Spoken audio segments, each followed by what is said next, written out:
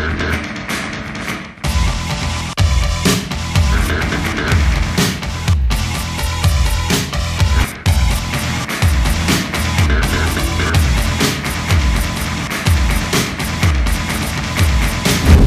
I'm Mary Wing Soares, and I'm here again with Tim Thompson for another episode in our riveting show, Agenda Review, where we talk to you about what's happening on the planning board in hopes that more people will come or at least tune in to see what's going on in your town.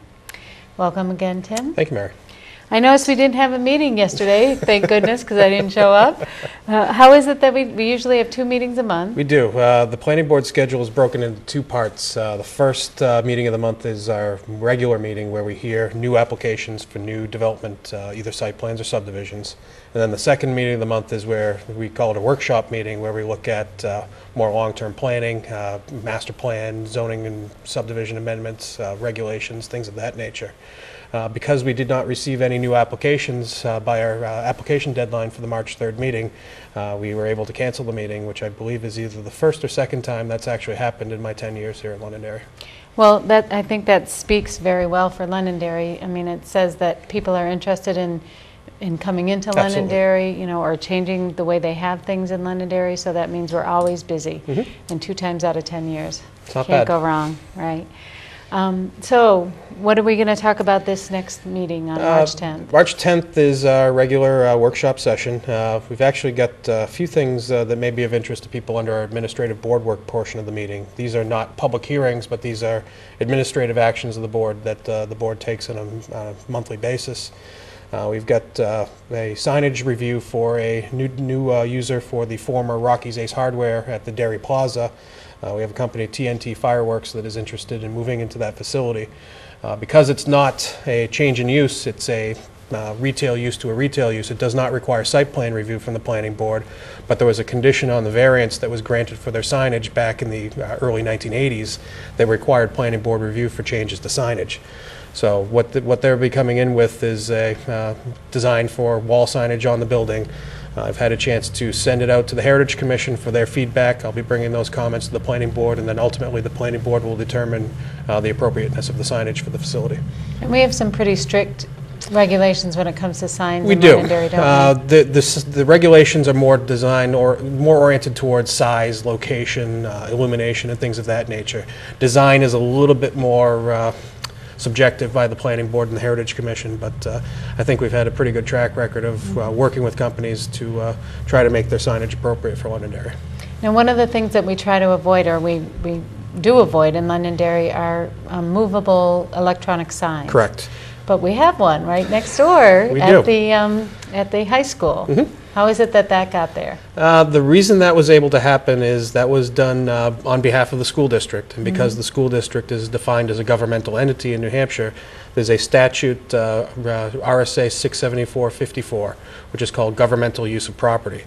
And under that statute, municipality, school district, the state, or any other governmental entity is essentially allowed not to be required to follow the ordinances and regulations of the municipality.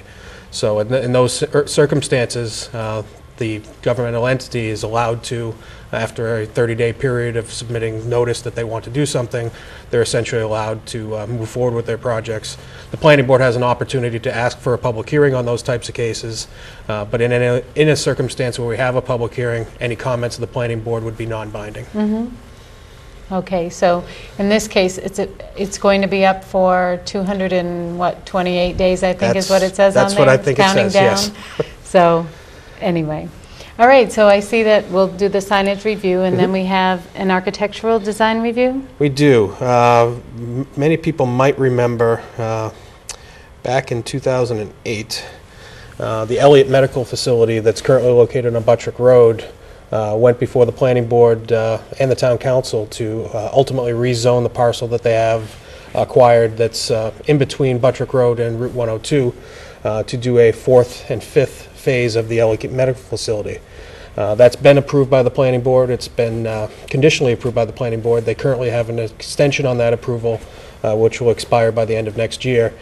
My understanding in talking with the developer and his engineering representatives is that they hopefully will be anticipating starting construction probably by the end of this year or spring of 2011.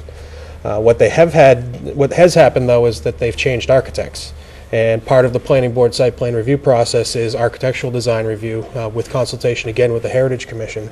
So on the screen, what you may see now is the previous approved architectural rendering of the phases 4 and 5, which is about a 65,000 square foot footprint for the new building. Architecture extremely consistent with the facility that was approved and constructed across the street. They have changed architects from Cube 3 to LaValle Brenzinger, which is a local New Hampshire architect.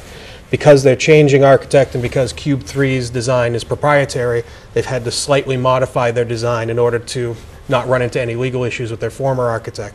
So what we'll be bringing to the planning board again for review on the March 10th meeting is review of the new design, so to speak, although it's pretty consistent with what the previous architect had designed. For the planning board to review and ultimately either approve or send back to the Heritage Commission for further review. So are the elevations that you just showed the same, from the same This is side? basically from the, if you were looking at the facility from Buttrick Road, and if I go back to the other one, this is again the front elevation as if you're looking at Buttrick Road. So they've just, not just, I mean, I'm sure there's other modifications, Sure. but they've moved the entrance from the center of the building to the left corner of the building? It's been from the shifted center- slightly. Well, to the end, doesn't it? Into, all I the way think to these are actually a chopped off. Oh, Again, I think the perspective view is probably your best look at what it actually will look at. so Look like. there may be more building There on the may other be more side of building, that I'm not doorway? sure, but they will be able to Have better represent. pictures when they come, or else. But again, similar to the signage for the fireworks store, this has been sent off to the Heritage Commission. I've been collecting their comments, again, for the planning board to consider on March 10th. Good. Well, that's cool, though. All right, and then we have, you know, boring things like approval of minutes and things like that. Yes. But then we get into the meat of the workshops. Correct. We have 4 items on the main part of the agenda this month. The first, as has been requested by the planning board, we're going to have Jana Szajowski, our Director of Public Works and Engineering, come in and do a roadway project update with the planning board. I believe he's probably going to be focusing primarily on the Pettingill Road project, which I'll go through a couple of really brief slides just for anybody who's unfamiliar with the Pettingill Road project. We're going to open up approximately 1,000 acres of area south of the Manchester-Boston Regional Airport for development. Based on our estimates from a design charrette we did back in 2003, we could see about 4 million square feet of new development in that area, about 600 construction jobs and 4,000 to 6,000 permanent jobs at full build-out in that area. We'll connect to the Manchester Airport access road that DOT is currently constructing, connecting the F.E. Everett Turnpike in with the airport. This is the largest single contiguous chunk of undeveloped industrial land in southern New Hampshire. Our estimated project cost on this is about $12.3 million. And then full build-out by year 2027, we're estimating we could be realizing a little close to $11.5 million in tax revenue from this. Okay, when you say the full cost build-out is $12.3 million, you mean for the road? It's the roadway, it's the sewer, it's the major infrastructure part of that trunk line, which on the next slide you can see the area in green on this map is the airport access road and the F.E. Everett Turnpike that's currently under construction. And that little area in red that you see is the Pettingill Road, which should basically connect from where Pettingill Road now currently swings into Industrial Drive. It would then connect in with the airport access road, shifting the current right-of-way of the Class 6 Pettingill Road. We've secured right-of-way agreements with all the property owners out there. We've been able to obtain all of our state permits for the project. It's, I believe, at about 98% designed for engineering, so it's ready to go once the funding is in place for this project to move forward. Now, is the funding up for vote, or? It is not this year. It was in the capital improvements plan last year as a priority 2 project for this fiscal year 2011. However, the planning board and the CIP committee pushed that back to fiscal year 2012, which will be roughly around the time we expect that the state will be completing the airport access road, so that once that project is complete, assuming we're able to get funding, and we're continuing to pursue funding from outside sources so we don't have to ask the taxpayers for the full $12.3 million cost for this. We're hoping that by the time the airport access road is open for travel, that will be under construction with Pettingill Road at that time. Great. And this map is basically an aerial photograph showing In yellow, you can see the trunk line of Pettingill Road, which is the town project. Also, it might be a little faint for the viewers at home. You can see some other roads that are in a light blue. These are the roads that would eventually have to be developed by the private developers out there. Pettingill Road is intended to be a limited access roadway, providing that major access to the property, but all the further development of the roadways within that area would be the responsibility of developers. That, I believe, is going to be the focus of Janos's presentation. We're also currently working with our engineering consultant on a corridor study that links Pettingill Road to Route 28 and other roadways in town, so that we can look at the traffic impact of what Pettingill Road means to the town of Londonderry for the future, so that we can start planning for intersection improvements and impact fees and things of that nature to help offset some of those impacts as we move forward in developing this area in the future. And that moves us into the Exit 5 zoning, the 28 performance overlay, because this will impact that. Certainly. Apparently. It does, though. We'll skip forward. We'll skip over the workshop on inclusionary housing. We've had 2 workshops so far in the Exit 5 area. The planning board last month determined what types of uses they wanted to see allowed in this in the area of Exit 5. They've also added 2 parcels to the set that we're examining changing the zoning on. What we'll be talking about on the 10th is a further discussion as to how we want to see these uses laid out, what kind of dimensional standards, setbacks, impervious surface area limits, things of that nature that the board is interested in moving on. Once I have that information and feedback from the planning board and the public, then I'll probably be working towards putting a first draft of the ordinance together for April and May, so that we can move forward to public hearing. Hopefully by summer, and by fall, hopefully we'll have new zoning at Exit 5. Okay. That's very important, though, the workshop discussion on the multifamily buildings. I didn't want to skip it. I just thought that was a nice segue. Absolutely. The discussion on the multifamily buildings, when we had the workforce housing ordinance pass and make its way, slogging its way through the process of sausage making through the town council, where it was ultimately adopted back in February, the council at that time asked the planning board to consider looking at a reduction in the number of units permitted in our multifamily section of the inclusionary housing ordinance. When we started this back in early 2008, working through the workshop process with the planning board, we originally were looking at 36 units per building in the multifamily workforce housing category.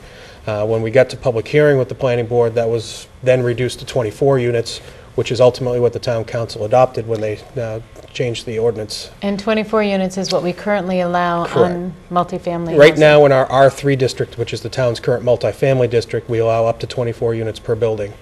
So the advice we got from the town attorney when we were discussing the density and the number of units per building was, you have to be consistent throughout town. If you're going to allow 24 units in your current multifamily district, you can't allow less in your workforce multifamily district. So what the council has asked us to do is to examine reducing the number from 24 across the board in town, which would impact the multifamily workforce housing, our R3 district, our existing multifamily district, as well as our elderly housing overlay, because right now we also allow multifamily elderly housing in a variety of zones. Currently that's unlimited. There is no cap on the number of buildings, number of units you can put in a single building in the elderly ordinance. So we're starting to take a look at that. I have had and will be continuing to have discussions with the town attorney about the legal ramifications of such a change, given the relatively short period of time that's happened since we passed the workforce housing ordinance. So we'll be beginning that discussion with the planning board, and hopefully moving towards a decision and a recommendation to the town council within the next couple of months. Now, has anybody come forward since we passed the workforce housing to Nobody new. Discuss? We have the project on Stonehenge Road, which most people are aware of, that was in design review and remains in design review today for multifamily workforce on Stonehenge Road.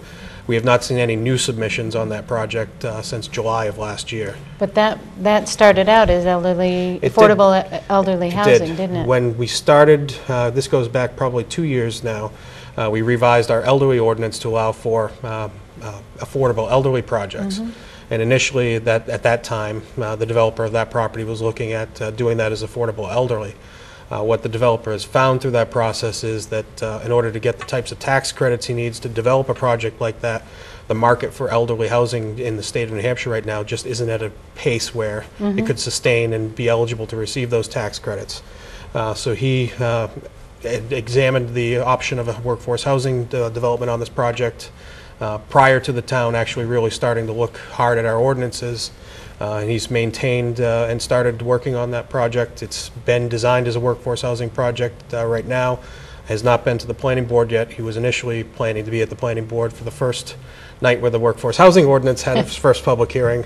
However, he decided not to come forward at that point, knowing that there were likely to be several changes to the ordinance. So he's bided his time. Now that the ordinance is in place, my anticipation is that we'll probably see some revised plans coming forward in the next few months.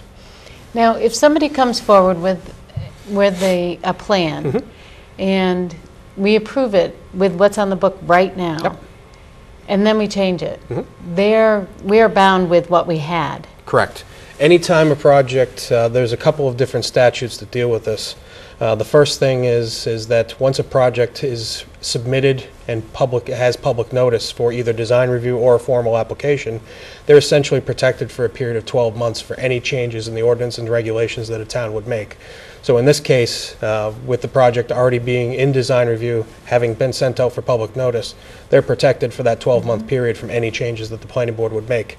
Similarly, if a project has been approved by the planning board, there's another statute called the 4-year exemption for vesting that basically says as long as you begin active and substantial construction on a site within 12 months, you're grandfathered or you're exempt from any changes in ordinance and regulations for a period of 4 years. Okay, so what if somebody is approved, then they get an extension, so they have not done their work within that 12 months, are they still protected? Then they're at a risk. They're at risk of, depending on which way the town opts to move forward, and the town could allow, by the planning board decision, to allow, because the statute allows the planning board to determine what consists active and substantial development and when that period starts, the planning board would have the option of saying, yes, this can continue under its currently approved form, or the planning board could say, no, we've had significant changes, you need to go back to the drawing board. And I know whenever somebody does come for an extension, you always do let us know whether or not there have been significant changes. That's always one of the things the board needs to consider when looking at an extension, is if there has been anything significant that's changed. Right. Because in a lot of cases, those changes are significant enough that they would, the board may want to see a development change based on those new changes. Right. And only recently, with the way the economy has been, have we seen, you know, many extension requests. It's not often that you do. It's very unusual, at least in my tenure here in Londonderry. We've got approximately 350,000 square feet right now of either conditionally approved or approved projects that have yet to begin construction. Wow. Given the state of the economy, getting the approvals hasn't been the problem. It's getting the financing to actually start construction has been what's really held up a lot of these projects. Well, hopefully that'll change as time goes on. Now, the most interesting, I think, of all of this is this conceptual discussion we're going to have at the end of the evening, or perhaps we'll move it to the front. We don't know. We never know with these. This is a parcel of land located in between what people might call Old Mammoth Road and Route 28. This is located in the general area. If you know where the smokestack is in the village, it's 2 parcels to the north of that. It has frontage on Route 28. However, it's my understanding that DOT is not granting any driveway access to Route 28 for that property. The only access to it, if I go to the aerial photo, you can see, is actually through an easement that the property has through this adjacent residential property to the west. The property has been sitting vacant. It's zoned commercial today. I know that real estate people and the owners of the property have tried a variety of different ways to try to get the property developed, but given the fact that access to 28 is not really possible, it does make it much less desirable for a commercial development perspective. Additionally, from a local planning perspective, we try not to introduce non-residential traffic through into residential neighborhoods.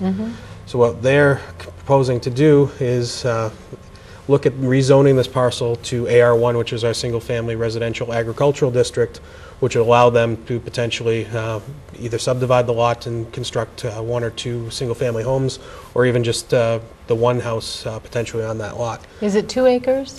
I don't have the total acreage here. It's a relatively good-sized parcel. I want to say it's in the neighborhood of 5 acres total. So it's conceivable that they could put 5? Given what they have for frontage, probably not. Our zoning ordinance requires 150 feet of road frontage for every residential lot that you have. So depending on what we have for frontage length on Rockingham Road, that's really going to determine how many lots they could build there without having to construct a new roadway. Right. Well, it looks pretty wide, though, on Rockingham Road. Like I said, I believe from my initial review on this, and I'd have to go back to my files, I want to say that there's enough frontage for 2, maybe 3 potential lots. But again, the only access that you have right now is through that residential access through the easement on the adjacent property. So I think that's going to be a factor in terms of what ultimately will be approvable out there. How long can a driveway be? We have no restriction on how long a private driveway can be. If you have enough land and you want to put a 2-mile driveway to your house, have at it. Okay. The town's driveway regulations really specify what has to happen at the public right-of-way where it accesses the town road. There has to be a certain radius at the driveway, it has to be a certain length. You have to make sure the drainage is accommodated, but in terms of residential or even non-residential driveways, it's really, let me rephrase that, residential driveways. Because non-residential driveways go through the site plan process, so there is review on that. Right. But a non-residential driveway, as long as you meet the site distance requirements and you have the appropriate layout and drainage, you could have whatever you want once you get into your own property. Right. Well, I mean, I don't know how big the lot is. All of the red, right? Yep, it's all the area. I've tried to highlight it, this red cloud area. It's this map 15 lot 166-1. Again, from the aerial where it's outlined in yellow, you get a little bit better idea of where it really is situated. Well, it looks smaller when you look at the aerial. So I'm just thinking, though, that if you subdivided it in a third, you could have 3, and then you just put the driveway across the front and have people access. Yep, you could do shared driveway, but again, I think some consideration has to be made in terms of what the language of that easement is and what's allowed in there. That's going to determine, I think, a lot of what may happen out there. And what we always tell anybody who comes forward is to talk to their neighbors before they do anything else. Yep. Yeah, because that's very important. Well, it looks like it's going to be a full evening, so we'll be making up. It's always a full evening when we have Public Works making a presentation. We'll be making, really. But we love Janos. We do. He's very detail-oriented, and he does not like to leave things open for question. He likes to be very thorough, and in his thoroughness, he takes his time. He does. But we know what we're getting with him. We do. Yeah. So that will make up for not having the meeting on the 3rd. I didn't say that. Well, Tim, I want to thank you for being with us again. I appreciate it. I look forward to seeing you again next month. Absolutely. And that's another episode of Agenda Item. Thank you for joining us.